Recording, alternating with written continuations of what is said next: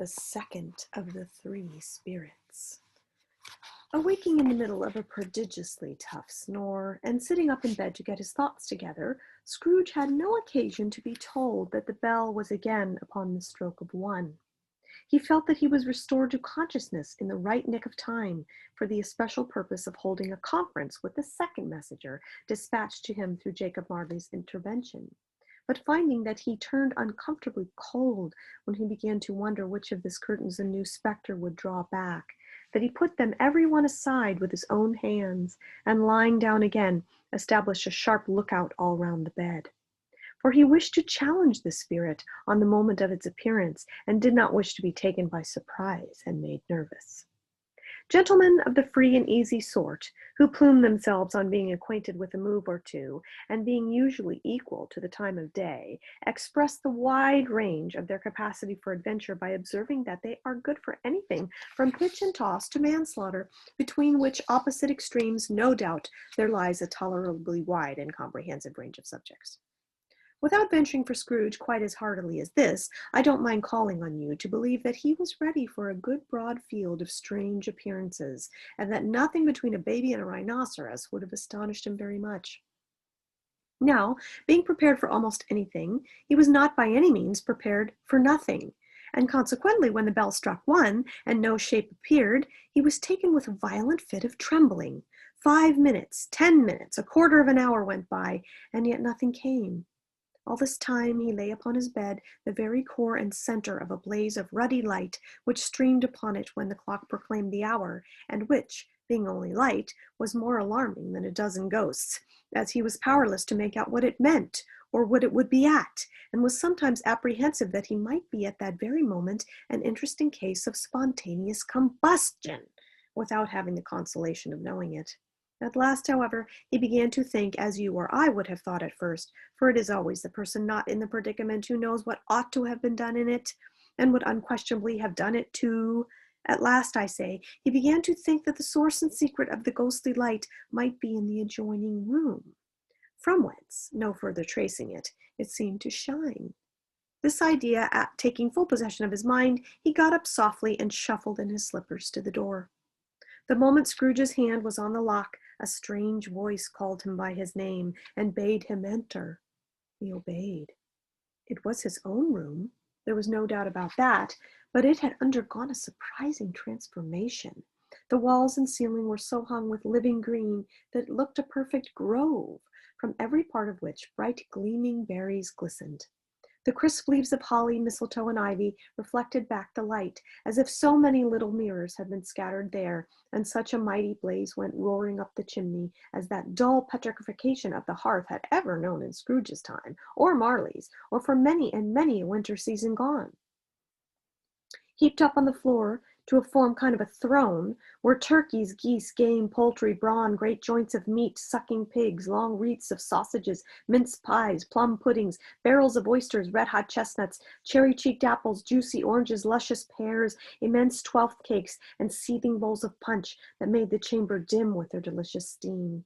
In easy state upon this couch there sat a jolly giant, glorious to see, who bore a glowing torch in shape not unlike Plenty's horn, and held it up high up to shed its light on Scrooge as he came peeping round the door. "Come in!" exclaimed the ghost. "Come in, and know me better, man." Scrooge entered timidly, and hung his head before the spirit. He was not the dogged Scrooge he had been, and though the spirit's eyes were clear and kind, he did not like to meet them. "I am the ghost of Christmas present," said the spirit. "Look upon me." Scrooge reverently did so. It was clothed in one simple green robe or mantle, bordered with white fur. This garment hung so loosely on the figure that its capacious breast was bare, as if disdaining to be warded or concealed by artifice. Its feet, observable beneath ample folds of the garment, were also bare, and on its head it wore no other covering than a holly wreath, set here and there with shining icicles.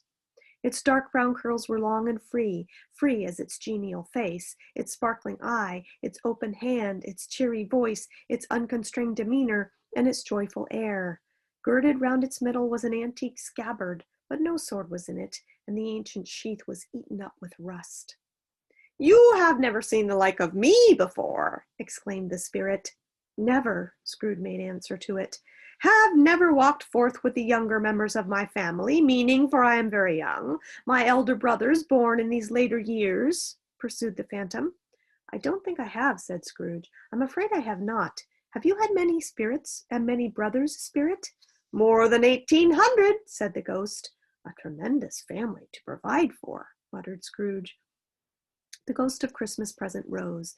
Spirit, said Scrooge submissively, conduct me where you will. I went forth last night on compulsion, and I learnt a lesson which is working now. Tonight, if you have aught to teach me, let me profit by it. Touch my robe. Scrooge did as he was told, and held it fast. Holly, mistletoe, red berries, ivy, turkeys, geese, game, poultry, brawn, meat, pigs, sausages, oysters, pies, puddings, fruit, and punch, all vanished instantly. So did the room, the fire, the ruddy glow, the hour of the night. And they stood in the city streets on Christmas morning, where, for the weather was severe, the people made a rough but brisk and not unpleasant kind of music in scraping the snow from the pavement in front of their dwellings, and from the tops of their houses, whence it was mad delight to see the boys come plumping down the road below and spitting into artificial little snowdrops. The house fronts looked black enough, and the snow windows blacker, contrasting with the smooth white sheet of snow upon the roofs, and with the dirtier snow upon the ground, which last deposit had been ploughed up in deep furrows by the heavy wheels of carts and wagons, furrows that crossed and recrossed each other hundreds of times, where the great streets branched off and made intricate channels hard to trace in the thick yellow mud and icy water. The sky was gloomy, and the shortest streets were choked up with a dingy mist, half thawed, half frozen, whose heavier particles descended in a shower of sooty atoms, as if all the chimneys in Great Britain had by one consent caught fire and were blazing away to their dear hearts' content. There was nothing very cheerful in the climate or the town, and yet there was an air of cheerfulness abroad that the clearest summer air and brightest summer sun might have endeavored to diffuse in vain. For the people who were shoveling away on the housetops were jovial and full of glee, calling out to one another from the parapets, and now and then exchanging a facetious snowball, better-natured missile far than many a wordy jest, laughing heartily if it went right, and not less heartily if it went wrong. The poulterers' shops were still half open, the fruitiers were radiant in their glory, there were great round pot-bellied baskets of chestnuts, shaped like the waistcoats of a jolly old gentleman, lolling at the doors, and tumbling out into the street in their apoplectic opulence. There were ruddy, brown-faced, broad-girthed Spanish onions, shining in the fatness of their growth like Spanish friars, and winking from their shelves in wanton slyness at the girls as they went by, and glanced demurely at the hung-up mistletoe. There were pears and apples clustered high in blooming pyramids. There were bunches of grapes made in the shopkeeper's benevolence to dangle from conspicuous hooks, that people's mouths might water gratis as they passed. There were piles of filberts, mossy and brown, recalling in their fragrance ancient walks among the woods, and pleasant shufflings ankle-deep through withered leaves. There were Norfolk biffins, squat and swarthy, setting off the yellow of the oranges and lemons, and in the great compactness of their juicy persons, urgently entreating and beseeching to be carried home in paper bags and eaten after dinner. The very gold and silver fish set forth among these choice fruits in a bowl, though members of a dull and stagnant-blooded race, appeared to know that there was something going on, and, to a fish, went gasping round and round in their little world in slow and passionless excitement. The grocers, oh, the grocers, nearly closed with perhaps 2 shutters down or 1, but through these gaps such glimpses. It was not alone that the scales descending on the counter made a merry sound, or that the twine and roller parted company to do so briskly, or that the canisters were rattled up and down like juggling tricks, or even that the blended scents of tea and coffee were so grateful to the nose, or even that the raisins were so plentiful and rare, the almonds so extremely white, the sticks of cinnamon so long and straight, the other spices so delicious, the candied fruit so caked and spotted with molten sugar as to make the coldest lookers-on feel faint and subsequently bilious. Nor was it that the figs were moist and pulpy, or that the French plums blushed in modest tartness from their highly decorated boxes, or that everything was good to eat and in its Christmas dress, But the customers were all so hurried and so eager in the hopeful promise of the day that they tumbled up against each other at the door, crashing their wicker baskets wildly, and left their purchases upon the counter, and came running back to fetch them, and committed hundreds of the like mistakes in the best humor possible, while the grocer and his people were so frank and fresh that the polished hearts of which they fastened their aprons behind might have been their own, worn outside for general inspection, and for Christmas daws to peck at if they chose. But soon the steeples called good people to church and chapel, and away they came, flocking through the streets in their best clothes, with their gayest faces. At the same time there emerged from scores of by-streets, lanes, and nameless turnings innumerable people carrying their dinners to the bakers' shops. The sight of these poor revelers appeared to interest the spirit very much, for he stood with Scrooge beside him in a baker's doorway, and taking off the covers as their bearers passed, sprinkled incense on their dinners with his torch. And it was a very uncommon kind of torch, for once or twice when there were angry words between some dinner carriers who had jostled each other, he shed a few drops of water on them from it, and their good humor was restored directly. For they said it was a shame to quarrel upon Christmas Day, and so it was. God love it, so it was. In time the bells ceased and the bakers were shut up, and yet there was a genial shadowing forth of all these dinners, as the progress of their cooking in the thawed blotch of wet above each baker's oven, where the pavement smoked as if its stones were cooking too. "Is there a particular flavor in which you sprinkle from your torch?" said Scrooge. "There is. My own." "Would it apply to any kind of dinner on this day?" asked Scrooge. "To any kindly given. To a poor one most." "Why to a poor one most?" asked Scrooge. "Because it needs it most." "Spirit," said Scrooge, after a moment's thought, "I wonder you, of all the being in this many worlds about us, should desire to cramp these people's opportunities of innocent enjoyment." "I?" cried the spirit. "You would deprive them of their means of dining every seventh day, often the only day on which they can be said to dine at all," said Scrooge. "Wouldn't you?" "I?" cried the spirit. "You seek to close these places on the seventh day," said Scrooge, "and it comes to the same thing." "I seek?" exclaimed the spirit. "Forgive me if I am wrong. It has been done in your name, or at least in that of your family," said Scrooge.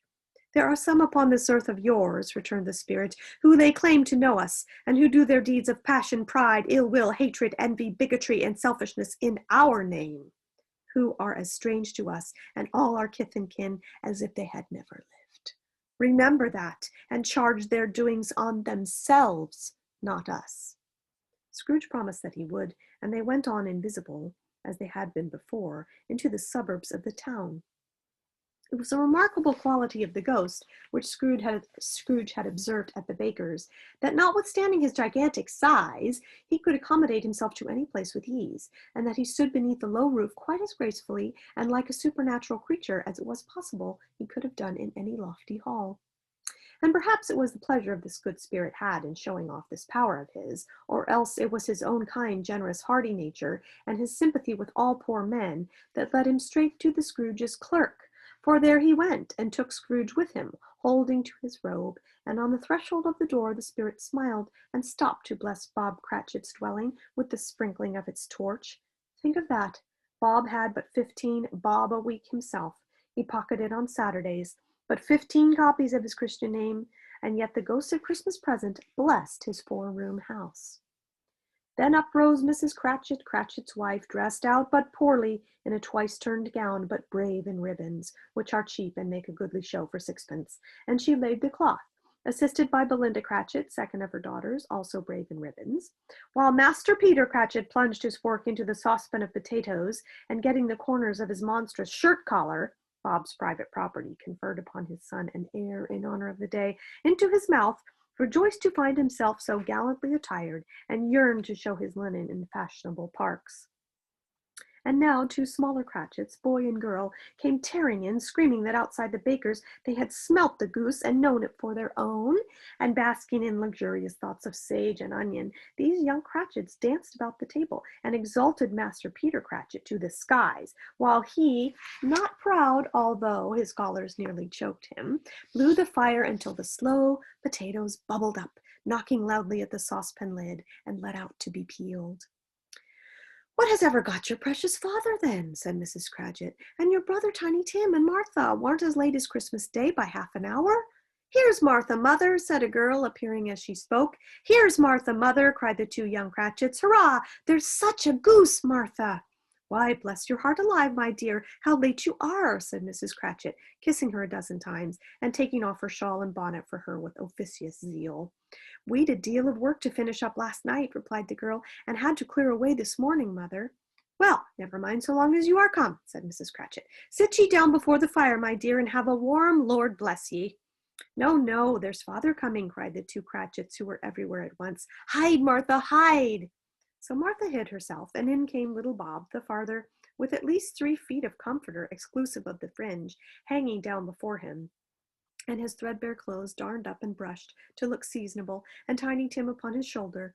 Alas for Tiny Tim! He bore a little crutch, and had his limbs supported by an iron frame. "Why, where's our Martha?" cried Bob Cratchit, looking round. "Not coming," said Mrs. Cratchit. "Not coming!" said Bob, with a sudden declension in his high spirits, for he had been Tim's blood horse all the way from church, and had come home rampant. "Not coming upon Christmas Day?" Martha didn't like to see him disappointed, even if it were only in joke, so she came out prematurely from behind the closet door and ran to his arms, while the two young Cratchits hustled Tiny Tim and bore him off into the wash-house that he might hear the pudding singing in the copper. "And how did little Tim behave?" said Mrs. Cratchit, when she had rallied Bob on his credulity, and Bob had hugged his daughter to her heart's content. "As good as gold," said Bob, "and better. Somehow he gets thoughtful, sitting by himself so much, and thinks the strangest things you ever heard. He told me coming home that he hoped the people saw him in church, because he was a cripple, and it might be pleasant to them to remember upon Christmas Day who made lame beggars walk and blind men see." Bob's voice was tremulous when he told them this, and trembled more when he said that Tiny Tim was growing strong and hearty. His active little crutch was heard upon the floor, and back came Tiny Tim, for another word was spoken. Escorted by his brother and sister to his stool before the fire, and while Bob, turning up his cuffs as if, poor fellow, they were capable of being made more shabby, compounded some hot mixture in a jug with gin and lemons, and stirred it round and round, and put it on the hob to simmer. Master Peter and the two ubiquitous young Cratchits went to fetch the goose, with which they soon returned in high procession. Such a bustle ensued that you might have thought the goose the rarest of all birds, a feathered phenomenon, to which a black swan was a matter of course, and in truth it was somewhat very like that in the house. Mrs. Cratchit made the gravy, ready beforehand in a little saucepan, hissing hot. Master Peter mashed the potatoes with incredible vigor. Miss Belinda sweetened up the applesauce. Martha dusted the hot plates. Bob took Tiny Tim beside him to a tiny corner at the table, and the two young Cratchits set chairs for everybody, not forgetting themselves, and mounting guard upon their posts, crammed spoons in their mouths, lest they should shriek for goose before their turn came to be helped. At last the dishes were set on, and grace was said. It was succeeded by a breathless pause, as Mrs. Cratchit, looking slowly all along the carving knife, prepared to plunge it in the breast. But when she did, and when the long-expected gush of stuffing issued forth, one murmur of delight arose around the board, and even Tiny Tim, excited by the two young Cratchits, beat on the table with the handle of his knife, and feebly cried, "Hurrah!" "There never was such a goose." Bob said he didn't believe there ever was such a goose cooked. Its tenderness and flavor and size and cheapness were the themes of universal admiration. Eked out by applesauce and mashed potatoes, it was a sufficient dinner for the whole family. Indeed, as Mrs. Cratchit said with great delight, surveying one small atom of a bone upon the dish, they hadn't ate it all at last. Yet everyone had enough, and the youngest Cratchits in particular were steeped in sage and onions to the eyebrows. But now, the plates being changed by Miss Belinda, and Miss Cratchit left the room alone, too nervous to bear witness to take the pudding and bring it in. Suppose it should be not done enough. Suppose it should break in turning out. Suppose somebody had got over the wall of the backyard and stolen it while they were merry with the goose, a supposition at which the two young Cratchits became livid. All sorts of horrors were supposed. Hullo! A great deal of steam. The pudding was out of the copper, and a smell like a washing day. That was the cloth. A smell like an eating house and a pastry cook's next door to each other, with the laundresses next door to that. That was the pudding. In half a minute, Mrs. Cratchit entered, flushed, but smiling proudly, with the pudding like a speckled cannonball, so hard and firm, blazing, and half a quartern of knighted brandy, and a bedlight with Christmas holly stuck into the top. "Oh, what a wonderful pudding," Bob Cratchit said, and calmly, too, that he regarded it as the greatest success achieved by Mrs. Cratchit since their marriage. Mrs. Cratchit said that now that the weight was off her mind, she would confess she had her doubts about the quantity of flour. Everybody had something to say about it, but nobody said or thought it was a small pudding for a large family. It would have been a flat heresy to do so. Any Cratchit would have blushed to hint at such a thing. At last the dinner was all gone. The cloth was cleared, the hearth swept, and the fire made up. The compound in the jug being tasted and considered perfect, apples and oranges were put on the table, and a shovelful of chestnuts in the fire. And then all the Cratchit family drew round the hearth in what Bob Cratchit called a circle, meaning half a one, and at Bob Cratchit's elbow stood the family display of glass, 2 tumblers and a custard cup without a handle. These held the hot stuff from the jug, however, as well as golden goblets would have done, and Bob served it out with beaming looks while the chestnuts on the fire sputtered and crackled noisily. Then Bob proposed, "A Merry Christmas to us, my dears, God bless us," in which the family all re-echoed. "God bless us, every one," said Tiny Tim, the last of all. He sat very close to his father's side upon his little stool. Bob held his withered little hand in his, as if he loved the child and wished to keep him by his side, and dreaded that he might be taken from him. "Spirit," said Scrooge, with an interest he had never felt before, "tell me if Tiny Tim will live." "I see a vacant seat," replied the ghost, "in the poor chimney corner, with a crutch and no owner, carefully preserved. If these shadows remain unaltered by the future, the child will die." "No, no," said Scrooge. "No, no, kind spirit. Say he will be spared." "If these shadows remain unaltered by the future, none other of my race," returned the ghost, "will find him here. What then? If he be like to die, had he better do it and decrease the surplus population?" Scrooge hung his head to hear his own words quoted by the spirit. He was so overcome with penitence and grief. "Man," said the ghost, "if man you be in heart, not adamant, forbear that wicked cant until you have discovered what the surplus is and where it is. Will you decide what men shall live and what men shall die? It may be that in the sight of heaven you are more worthless and less fit to live than millions like this poor man's child." Oh God, to hear the insect on the leaf pronouncing on the too much life among its hungry brothers in the dust. Scrooge bent before the ghost's rebuke, trembling, cast his eyes upon the ground, but he raised them speedily, hearing his own name. "Mr. Scrooge," said Bob, "I give you Mr. Scrooge, the founder of the feast." "The founder of the feast, indeed!" cried Mrs. Cratchit, reddening. "I wish I had him here. I'd give him a piece of my mind to feast upon, and I hope he'd have a good appetite for it." "My dear," said Bob, "the children, Christmas Day." "It should be Christmas Day, I am sure," she said, "on which one drinks the health of such an odious, stingy, hard, unfeeling man as Mr. Scrooge. You know he is, Robert. Nobody knows it better than you do, poor fellow." "My dear," was Bob's mild answer, "Christmas Day." "I'll drink to his health for your sake and for the day's," said Mrs. Cratchit. "Not for his. Long life to him, a Merry Christmas and a Happy New Year. He'll be very merry and very happy, I have no doubt." The children drank the toast after her. It was the first of the proceedings which had no heartiness. Tiny Tim drank it all, last of all, but he didn't care twopence for it. Scrooge was the ogre of the family. The mention of his name cast a dark shadow on the family, which was not dispelled for a full 5 minutes. After it had passed away, they were 10 times merrier than before, from the mere relief of Scrooge the baleful being done with. Bob Cratchit told them how he had a situation in his eye for Master Peter, which would bring in, if obtained, full 5 and 6pence weekly.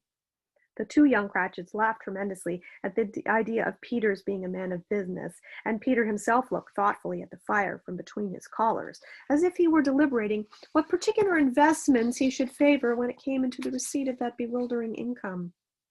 Martha, who was a poor apprentice at a milliner's, then told them what kind of work she had to do, and how many hours she worked at a stretch, and how she was meant to lie abed tomorrow morning for a good long rest, tomorrow being a holiday she passed at home. Also how she had seen a countess and a lord some days before, and how the lord was almost about as tall as Peter, at which Peter pulled up his collar so high you couldn't have seen his head if you had been there. All this time the chestnuts in the jug went round and by they had a song about a lost child traveling in the snow from Tiny Tim, who had a plaintive little voice and sang it very well indeed. There was nothing of high mark in this. They were not a handsome family. They were not well dressed. Their shoes were far from being waterproof. Their clothes were scanty, and Peter might have known, and very likely did, the inside of a pawnbroker's. But they were happy, grateful, pleased with one another and contented with the time. And when they faded and looked happier yet in the bright sprinklings of the Spirit's torch at parting, Scrooge had his eye upon them, especially on Tiny Tim, until the last. By this time it was getting dark and snowing pretty heavily, and as Scrooge and the Spirit went along the streets, the brightness of the roaring fires in the kitchen parlors and all sorts of rooms was wonderful. Here the flickering of the blaze showed preparations for a cozy dinner, with hot plates baking through and through before the fire, and deep red curtains ready to be drawn shut to keep out the cold and darkness. There all the children of the house were running out into the snow to meet their married sisters, brothers, cousins, uncles, aunts, and to be the first to greet them. Here again were shadows on the window blind of guests assembling, and there was a group of handsome girls, all hooded and fur-booted, and chattering at once, tripped lightly off to some near neighbor's house, where, woe upon the single man who saw them enter, artful witches, well they knew it, in a glow. But if you had judged from the numbers of people on their way to friendly gatherings, you might have thought that no one was at home to give them welcome when they got there. Instead, every house expecting company and piling up its fires chimney-high height. Blessed on it, how the ghost exulted, how it bared its breast and opened its capacious palm and floated on, outpouring with generous hand its bright and harmless mirth on everything within its reach. The very lamplighter who ran on before, dotting the dusky streets with specks of light, and who was dressed to spend the evening somewhere, laughed out loudly as the Spirit passed, though little kenned the lamplighter that he had any company but Christmas. And now, without a word of warning from the ghost, they stood upon a bleak and desert moor, where monstrous masses of rude stone were cast about as though it were the burial place of giants, and water spread itself wheresoever listed. It would have done so but for the frost that held it prisoner, and nothing grew but moss and furze and coarse, rank grass. Down in the west, the setting sun had left a streak of fiery red, which glared upon the desolation for an instant, like a sullen eye, and frowning lower, lower, lower yet, was lost in the thick gloom of the darkest night. "What place is this?" said Scrooge.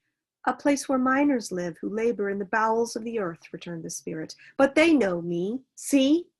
A light shone from the window of a hut, and swiftly they advanced towards it. Passing through the wall of mud and stone, they found a cheerful company assembled around a glowing fire, an old, old man and woman, with their children and their children's children, and another generation beyond that, all decked out gaily in their holiday attire. The old man, in a voice that seldom rose above the howling of the wind upon the barren waste, was singing them a Christmas song. It had been a very old song when he was a boy, and from time to time they all joined in the chorus. So surely as they raised their voices, the old man got quite blithe and loud, and so surely as they stopped, his vigor sank again. The Spirit did not tarry here, but bade Scrooge hold his robe, and passing on above the moor sped, whither? Not to see? To see! To Scrooge's horror, looking back, he saw the last of the land, a frightful range of rocks behind them, and his ears were deafened by the thundering of water as it rolled and roared and raged among the dreadful caverns it had worn, and fiercely tried to undermine the earth.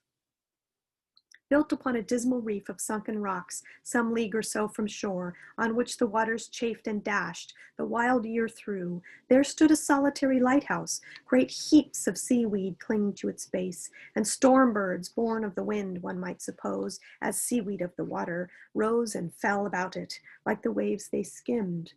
But even here, two men who watched the light had made a fire that through the loophole in the thick stone wall shed out a ray of brightness on the awful sea. Joining their horny hands over the rough table at which they sat, they wished each other Merry Christmas in their can of grog, and one of them, the elder too, with his face all damaged and scarred with hard weather, as the figurehead of an old ship might be, struck up a sturdy song that was like a gale in itself. Again the ghosts sped on, above the black and heaving sea, on and on, until, being far away, as he told Scrooge, from any shore, they lighted on a ship.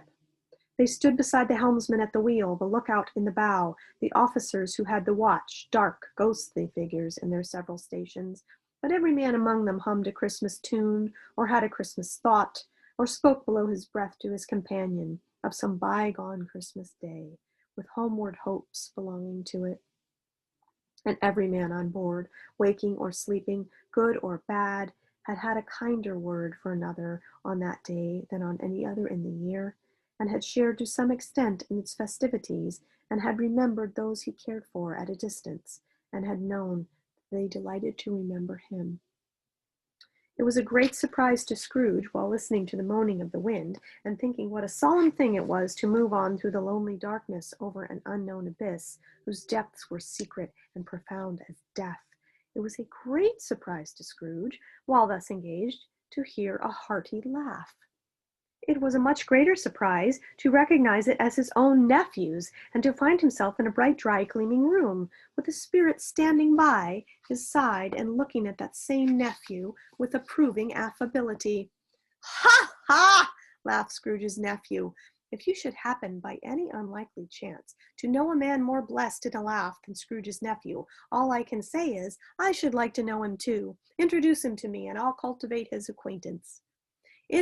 It is a fair, even-handed, noble adjustment of things, that while there is infection in disease and sorrow, there is nothing in the world so irresistibly contagious as laughter and good humor. When Scrooge's nephew laughed in this way, holding his sides, rolling his head, and twisting his face into the most extravagant contortions, Scrooge's niece by marriage laughed as heartily as he, and their assembled friends, being not a bit behind, roared out lustily, "Ha, ha, ha! He said that Christmas was a humbug, as I live!" cried Scrooge's nephew. "He believed it, too!" "More shame for him, Fred," said Scrooge's niece indignantly. "Bless these women, they never do anything by halves. They are always in earnest."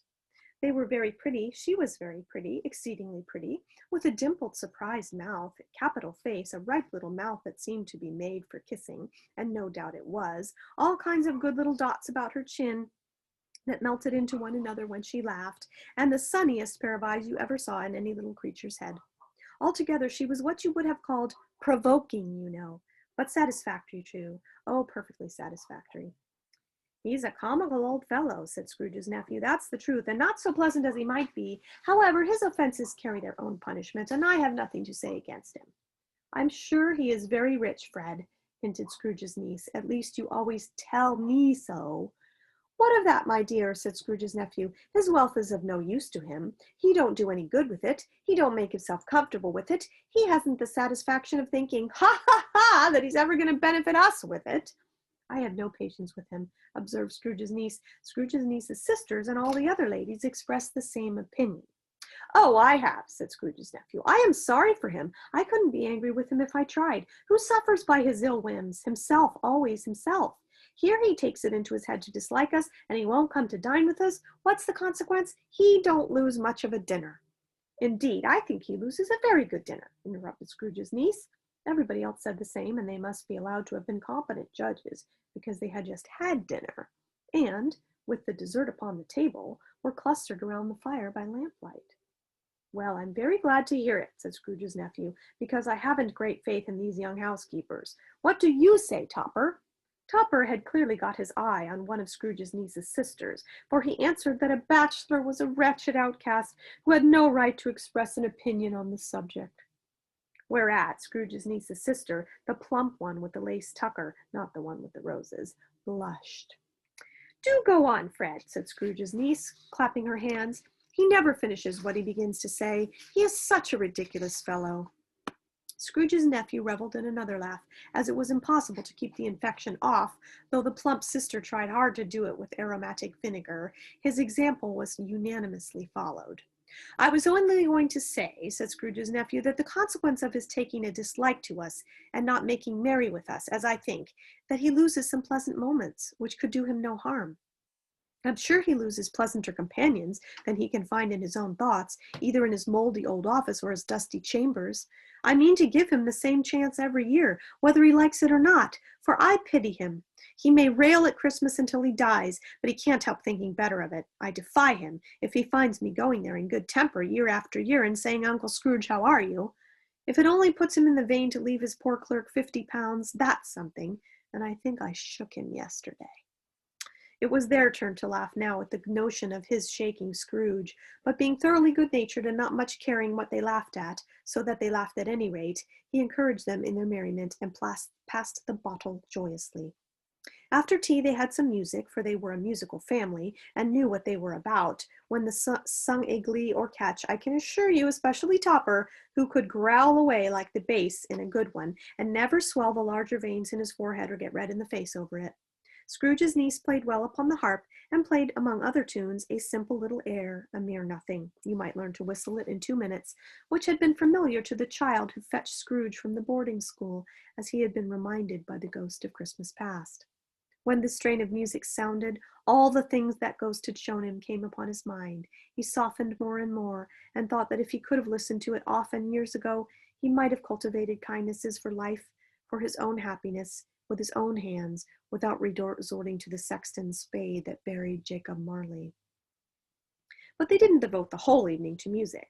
After a while they played at forfeits, for it is good to be children sometimes, and never better at Christmas, when its mighty founder was a child himself. Stop! There was first a game at blind man's buff. Of course there was, and I no more believe Topper was really blind than I believe he had eyes in his boots. My opinion is that it was a done thing between him and Scrooge's nephew, and that the ghost of Christmas present knew it. The way he went after that plump sister in the lace tucker was an outrage on the credulity of human nature, knocking down the fire irons, tumbling over the chairs, bumping against the piano, smothering himself among the curtains. Wherever she went, he went there. He always knew where the plump sister was. He wouldn't catch anybody else. If you had fallen up against him, as some of them did, on purpose, he would have made a feint of endeavoring to seize you, which would have been an affront to your understanding, and would instantly have sidled off in the direction of the plump sister. She often cried out that it wasn't fair, and it really was not. But when at last he caught her, when, in spite of all her silken rustlings and her rapid flutterings past him, he got her into a corner whence there was no escape, then his conduct was most execrable. For his pretending not to know her, his pretending that it was necessary to touch her headdress, and further to assure himself of her identity by pressing a certain ring upon her finger, and a certain chain about her neck, was vile, monstrous. No doubt she told her opinion of it, when, another blind man being in the office, they were so very confidential together behind the curtains. Scrooge's niece was not one of the blind man's bluff party, but she was made comfortable with a large chair and a footstool in a snug corner, where the ghost and Scrooge were close behind her. But she joined in the forfeits, and loved her love to admiration with all the letters of the alphabet. Likewise, at the game of how, when, and where, she was a very great, and to keep the secret joy of Scrooge's nephew, beat her sisters hollow, though they were sharp girls too, as Topper could have told you. There might have been 20 people there, young and old, but they all played, and so did Scrooge, for wholly forgetting that the interest he had in what was going on, that his voice made no sound in their ears, he sometimes came out with his guess quite loud, and often guessed quite right too, for the sharpest needle, best Whitechapel, warranted not to cut in the eye, was not sharper than Scrooge, blunt as he took it in his head to be. The ghost was greatly pleased to find him in this mood, and looked upon him with such favor that he begged like a boy to be allowed to stay until the guests departed. But this, the spirit said, could not be done. "Here is a new game," said Scrooge, "1 half-hour, spirit, only one." It was a game called Yes or No, where Scrooge's nephew had to think of something, and the rest must find out what, he only answering to their questions yes or no, as the case was. The brisk fire of questioning which he was exposed elicited from him that he was thinking of an animal, a live animal, rather disagreeable animal, a savage animal, an animal that growled and grunted sometimes, and talked sometimes, and lived in London, and walked about the streets and wasn't made a show of and wasn't led by anybody that didn't live in a menagerie and was never killed in a market and was not a horse or an ass or a cow or a bull or a tiger or a dog or a pig or a cat or a bear. At every fresh question that was put to him, this nephew burst into a fresh roar of laughter and was so inexpressibly tickled that he was obliged to get up off the sofa and stamp. At last the plump sister, falling into a similar state, cried out, "I have found it out. I know what it is, Fred. I know what it is." "What is it?" cried Fred. "It's your Uncle Scrooge," which it certainly was. Admiration was the universal sentiment, although some objected to the reply of, "Is it a bear?" ought to have been yes, inasmuch as an answer in the negative was sufficient to have diverted their thoughts from Mr. Scrooge, supposing they had ever had any tendency that way. "He has given us plenty of merriment, I am sure," said Fred, "and it would be ungrateful not to drink to his health. Here is a glass of mulled wine ready at our hand at the moment, and I say, Uncle Scrooge." "Well, Uncle Scrooge," they cried. "A Merry Christmas and a Happy New Year to the old man wherever he is," said Scrooge's nephew. "He wouldn't take it from me, but may he have it nonetheless. Uncle Scrooge." Uncle Scrooge had imperceptibly become so gay and light of heart that he would have pledged the unconscious company in return, and thanked him in an inaudible speech if the ghost had given him time. But the whole scene passed off in a breath of the last words spoken by his nephew, and he and the spirit were again upon their travels. Much they saw, and far they went, and many homes they visited, but always with a happy end. The spirit stood beside sick beds, and they were cheerful, on foreign lands, and they were close at home, by struggling men, and they were patient in their greater hope, by poverty, and it was rich, in almshouse, hospital, and jail, in misery's every refuge, where vain man in his little brief authority had not made fast the door, and barred the spirit out, he left his blessing, and taught Scrooge his precepts. It was a long night, and if it were only a night, but Scrooge had his doubts of this, because the Christmas holidays appeared to be condensed in the space of time they passed together. It was strange, too, that while Scrooge remained unaltered in his outward form, the ghost grew older, clearly older. Scrooge had observed this change, but never spoke of it until they left a children's 12th night party, when, looking at the spirit as they stood together in an open place, he noticed that its hair was gray. "Are spirits' lives so short?" said Scrooge. "My life upon this globe is very brief," replied the ghost. "It ends tonight." "Tonight?" said Scrooge. "Tonight at midnight. Hark, the time is growing near." The chimes were ringing the 11:15 at that moment. "Forgive me if I am not justified in what I ask," said Scrooge, looking intently at the spirit's robe, "but I see something strange and not belonging to yourself protruding from your skirts. Is it a foot or a claw?" "It might be a claw, for all the flesh there is upon it," was the spirit's sorrowful reply. "Look here." From the foldings of his robe it brought two children, wretched, abject, frightful, hideous, and miserable. They knelt down at its feet and clung upon the outside of its garment. "Oh, man, look here, look down here," exclaimed the ghost. They were a boy and girl, yellow, meager, ragged, scowling, wolfish, but prostrate too in their humility. Where graceful youth should have filled their features out and touched them with its freshest tints, a stale and shriveled hand, like that of age, had pinched and twisted them and pulled them into shreds. Where angels might have sat enthroned, devils lurked and glared out menacing. No change, no degradation, no perversion of humanity in any grade, through all the mysteries of wonderful creation, had monsters half as horrible and dread.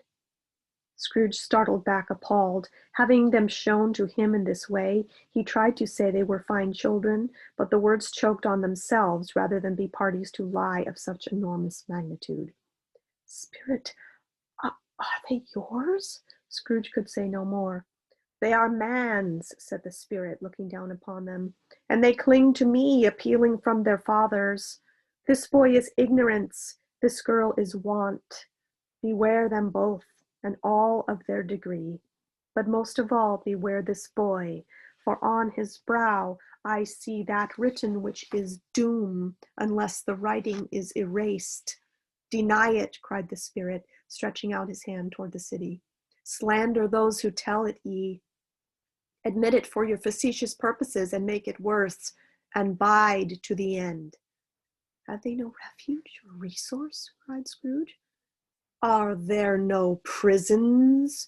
Asked the spirit, turning on him for the last time with his own words.